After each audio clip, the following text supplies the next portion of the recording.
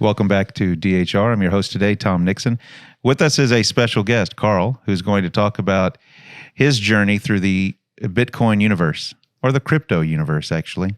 He's been the unfortunate victim of an organized criminal conspiracy that occurred in the realm of crypto investing. So we're making this video in the hopes that the audience, people out there in the public, will understand that there are inherent risks when you invest in cryptocurrency, and maybe some you weren't aware of. So today, Carl is going to talk about how he had his account hacked, and unfortunately, all of his crypto was stolen. And we have to be aware that of these dangers when you're, dealing with these companies. And so he started, I believe his journey started on crypto.com. Is that correct? Correct. Right. Okay. Exactly. And you wanted to, what kind of cryptocurrency were you buying? Bitcoin, Ethereum? Bitcoin, Ethereum, and a little bit of Dogecoin. All right. And so you set up an account, I'm assuming, on crypto? Right. So I set up an account on crypto.com and also had a Coinbase account as well. And so what I'd like to highlight with this is the really sophistication of these scams that are proliferating, if I can say that word, on these platforms. And there's a number of scams apparently that are constantly ongoing out there. And so there's story after story in the media right now that really these platforms are being attacked in a variety of different ways. And do you think that the platforms themselves are capable of defending their customers from these scams? Let's be honest about it. After this experience, I find it hard to believe that that their security procedures are adequate. Okay. So you went online, you opened up an account with crypto.com, you take money, you transfer it. I'm assuming you wire transferred it from a bank to your account. Yeah, or electronic funds transfer. Yeah. Okay, and then you purchased a series of cryptocurrencies like Bitcoin, Ethereum, and Dogecoin. Right. All right. So you have your account, and you, I understand, decided one day that you were concerned about. I called beneficiaries. Yeah. So I mean, if you think about these accounts, from a traditional account perspective, like a bank account or a brokerage account. I thought, well, let me make sure I have beneficiaries on these accounts, right? So that was the full extent of what started this whole thing. And so just, reasonable, responsible thing is make sure that you have beneficiaries on the account. Well, I didn't even know if you could, right? So I thought, well, let me check. So I checked online to see if it's even possible. I couldn't figure out a way to do it online. And so I'm like, well, I'm going to give a call, right? That's where the journey began, is in my decision, really just to give a quick call. How can this be done? And that's where it began. So, you call them one day. You're sitting there, you're thinking, I need to set a beneficiary up on my account in case something happens to me. I think you wanted to put your kids on there, right? Well, yeah. Okay. So you look up the phone number for crypto.com. Right. So I just looked online, and so I couldn't find it. It took me a minute. I couldn't find a phone number. Right. So I started with crypto.com. And so I thought, well, I'm going to look online to see, where's a phone number, right, for the company. So I just typed in crypto.com. And so, there was a number that came up literally 12 to 15 times. And so I just dialed it. Right. And so it turned out that it was actually directing me to what turns out most likely is a call center designed to really replicate that company almost down to the T. All right. So you're not sure where these people were, right? They claimed that they were in Singapore.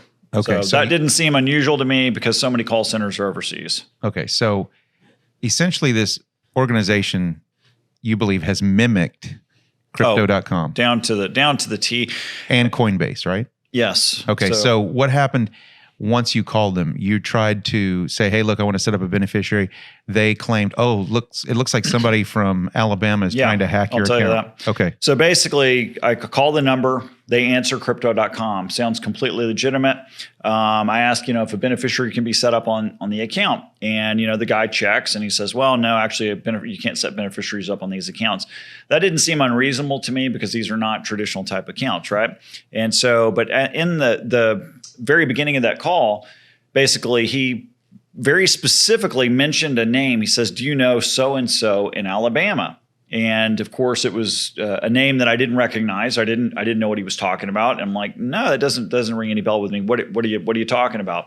And he goes, well, it looks like there's somebody that's been trying to access your account from Alabama, and it was so specific that that was really the lead into the scam, was the specificity that he had and the certainty that he had. And I said, are you sure about this? What information had you given him to that point? Your name? Yeah, basically. I mean, it was really nothing at that point. That was in the first 3 to 5 minutes of the call, right? Question. Do you believe that they could see your crypto account when this conversation is taking place? During the first few minutes, no. So the first few minutes, no. Well, I'm trying to remember exactly. I don't recall exactly what I gave him when I first called. So I'm trying to recall maybe I did give him the account. I don't want to go off on all those tangents, but basically maybe I did. But with the specificity of what he asked, it was so random. It was just so out of the blue. The name, it was I don't know. And then Alabama. And he's like, yeah, this person's been trying to access your account. And I'm like, well, that's strange because, and so he had me worried, right? Okay. I'm like, okay, your account's being hacked. And so that's what led into the scam. And so from that point, basically what he did is he says, we have to secure your account, right? Well, that seemed reasonable, right? Okay, well, yeah, absolutely. I want my account secured. And so that's where they started leading you into a step-by-step process that basically walked you into a trap, right? And so that trap leads you into what you think is a security procedure is actually a procedure to effectively steal your crypto. Okay. And how long did this process take? Well, that's the other interesting thing about it is it took quite some time, but it was all in little small phases, right? So 15-minute increments, 5-minute increments. Well, and then you would ask, well, how much longer is this going to take? Oh, it's only another 5 or 10 minutes. Okay. So, you just kind of ease into each part of their scam. And so the first part of it took quite some time. And the first part, it was a 2-step process. Basically, what they're doing is they're taking your crypto, supposedly securing your account. What they're actually doing is taking your crypto coins and registering them into a unique identifier and parking that crypto onto a server. And again, I don't know the specifics as to how they did this, but what appears to have happened is they parked the crypto in a unique address that's on an outside server, okay? Somehow still showing on the Crypto.com platform. And then they took that and somehow moved it to the Coinbase platform. So just to be clear, you started on crypto, right? And they moved it to Coinbase. To Coinbase. And then from Coinbase, it disappeared. From Coinbase, it disappeared. All right. And so they did this by convincing you that they were Crypto.com. Correct. Okay. And in the process, so what I think a lot of these online providers, not just crypto providers, I'm talking about service providers across the spectrum, people who provide call center services, people who provide gaming services and all right. They make it so hard to call them because they hide their phone numbers right in these most obscure parts of the website that you are then forced to Google their phone number, right? So you Google phone number for Crypto.com. And then what pops up is actually a phone number not to Crypto.com, but correct. to an organization that is mimicking Crypto.com to steal all of your crypto. Exactly. Okay. And so I guess the first thing is if anybody from Crypto.com or Coinbase.com is watching this video, you'd want to tell them, hey, get your shit together and put a legitimate phone number on the front page of your website that people can call if they have questions, that is manned and answerable. Right. Because I realize that's a little bit more expensive, but how much, to your knowledge, cryptocurrency has been stolen by hackers and scammers in the last, say, 5 years? Right. So, I've looked into this quite a bit in the past month or so, and there's huge scams going on. There's many scams that are similar to the one that I experienced. There was a very big article that just came out. It was on NBC News, I think, as a website, as a matter of fact. Something like $15 billion last year alone was stolen from these major platforms. Right. And so then that's just 2021. So 2020, 2019, it's multi-billion. Right. And these multi-tens of billions. Yeah, these crypto platforms are either making no effort to stop it or can't. They just can't stop it. And they could make it easier for their customers to find them legitimately, but they don't. And as a result, they make it easier for hackers and scammers to steal your crypto. Well, right, exactly. That's my impression. So first of all, the legitimate, companies, Coinbase, for instance, in calling their customer service, one, they're actually talking about phasing out their call centers, is what I was told multiple times. So instead of going the opposite direction that you suggest, right, having more call center capacity, they're actually talking about phasing that out. And so, but my experience with that is that, one, the hold times are extreme, right? So if you don't call first thing in the morning and just happen to get somebody, right, you're talking 3-4 hour hold times, right? So, I mean, that's no exaggeration. And so, but then my impression only, my experience was that their call center procedure, right, their security procedure puts you into an endless loop in which you're then stuck. And then what they did is they shut down the account, right? They don't allow access when that seems reasonable as well at first glance. What actually happened was they shut it down just long enough to be stolen. So by disallowing your access to your own account, right, it gave the hackers more time, ironically, to steal your account. Essentially, that's my impression, because the account opened just in time, basically for the money to be stolen. And it was stolen on Christmas morning, right? It was stolen on Christmas morning. Yeah. Merry Christmas. Yeah. And so these platforms, crypto, Coinbase, and others, but the two you've dealt with are crypto and Coinbase, by making it so difficult for regular people, normal customers, to try to interact with the platform itself, the people on the other side of the transaction, they actually wind up making it easier for people to steal your account or steal your money once the hackers have hooked you, or once the scammers have hooked you in. Their inability to really conduct security management, which is what this is almost zero. Well, my impression only, and I'm not making accusations, but my impression of the experience in calling Coinbase, okay, is that it's so rampant on the platform that they have procedures in place for when this happens. And those procedures at first glance appear that they're helpful. In reality, that's not my experience. What it is, it's to basically make sure the customer is at arm's length as the account is being sucked out. That's essentially what happened. Right. Okay. So just to remind the audience, and to be clear, you started this journey on crypto.com. Correct. And in the process of having your account scammed in the effort to set up a beneficiary, your crypto got moved to Coinbase. And I still don't understand that part of it, but for some reason, the scammers, they have a system in place in which they take the crypto from various platforms, and then they're going to park it in one central location. Okay. And so what they did, how they do this, the exact, technological aspect of this, I couldn't tell you. But basically, to me, when it was all said and done, is that everything from crypto was moved onto Coinbase. Okay. Once it was there, I could see it, right? But it wasn't accessible. Now, let me ask you something. Did you have any reservations in the process of this when you say, well, they moved it from crypto.com to Coinbase? When they moved it to Coinbase, did that cause you any concern? It did, but I realized at that point it was already too late. Are they already? So crypto.com and Coinbase are not the same company. Correct. Okay. Yep. So the criminals are really, really functioning through Coinbase. They're functioning through multiple platforms. What's interesting to me is they couldn't function through Robinhood. So they wouldn't touch Robinhood, right? But any other crypto platform, they were inquiring, okay, it's all at risk. We have to secure it all. Well, of course, in retrospect, that was a mistake.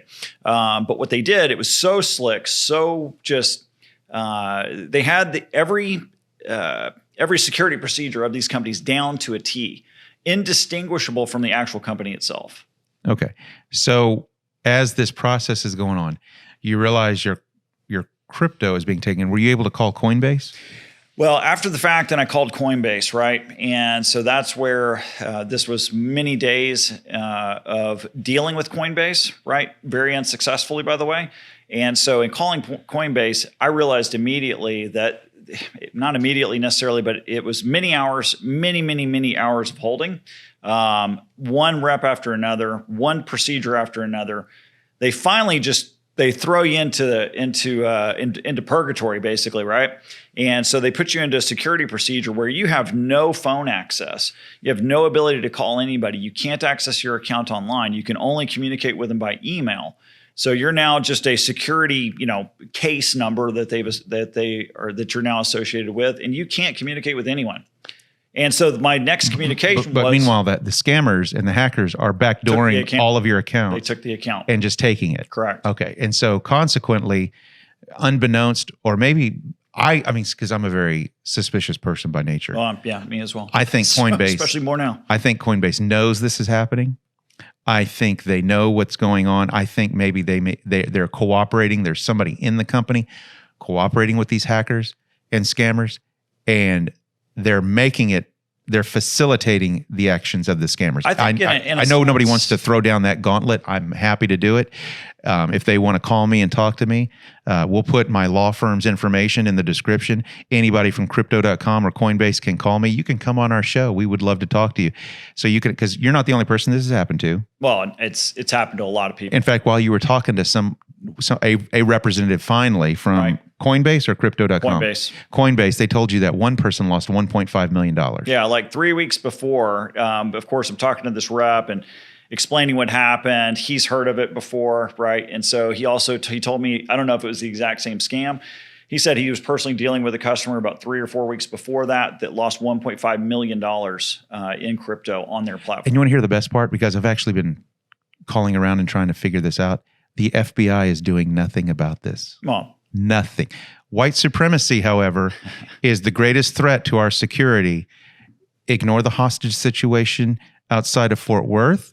Ignore the fact that Iran is threatening to murder Americans inside the United States in retaliation for General Soleimani.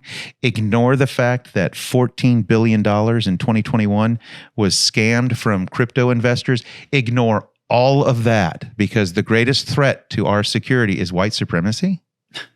Right. I can't believe we're stupid enough to believe that. Sure. But I think what it does is it follows that Pareto rule of 80-20, that 20% of the organization does 80% of the work. So 80% of our security is going to come from 20% of law enforcement. Right. And the FBI is not in that 20%. Exactly. I think we've all learned that now, because otherwise the FBI would get off their ass and they would be on top of this, and they would already be calling you and saying, hey, we understand they would be calling the guy who lost 1.5 million. We're going to find these people. We're going to find who took your money. We're going to solve this crime, because that's what we get paid to do. No, that's not happening. Nobody in law enforcement is doing anything about these scams, these thefts. This is aggravated. I mean, this is big. This is on a so in Texas, level. This would probably be second degree theft. 20,000, 30,000, 1.5 million would be first degree theft. Okay. So these are first degree felonies, second degree felonies. These would be worth investigating. Right. Nobody's investigating them. Right. Well, and part of the reason I wanted to talk about this, one, it's one of these things where after the fact, you're like, geez, what did I do wrong? Right. Of course. And so if this helps anybody, right, this is a very widespread scam. It's a two-part scam. And basically, they get you to register your coins in a way that you think you're securing the account. You think you're speaking to the actual company when you're not. Once you realize what's happened, it's too late. They've got your coins that are parked on an outside server. Now, the second part of the scam is you have to get them back. Okay? Well, you got to get them back into your account. So here's the best part, and we're going to cover this in our next video. But Bitcoin it has a digital fingerprint, so they know where your Bitcoin went. By the way, make no mistake, the FBI can track Bitcoin in real time. It's serialized, right? Yeah, but there are numerous videos on YouTube where I think there's one assistant U.S. attorney out of San Francisco where she talks about how they can track Bitcoin over the internet. I guarantee you, Coinbase knows the IP address of the place this scam is taking place. If it's happened more than once, right, they know where it's going. Sure, they know who has it. They don't want to do anything about it. That's what makes me suspicious, is the fact that the digital fingerprint of Bitcoin is universal and it's immutable. Sure. You cannot change it. And consequently, if they really wanted to find out who was taking this, they would only have to start searching for the digital wallets where this Bitcoin gets parked and then comes out of, because they know what Bitcoin was in your Coinbase account. They do. Sure. And I can assure you, they know now where it is. And if it gets spent anywhere, like one of these scammers uses it to buy a car in Dubai, right? They'll know it. They'll see it. They'll see the transaction. And the FBI can identify in real time that your Bitcoin now is in somebody's digital wallet in Dubai or some other city. Well, it's traceable. Yeah. It's universally traceable.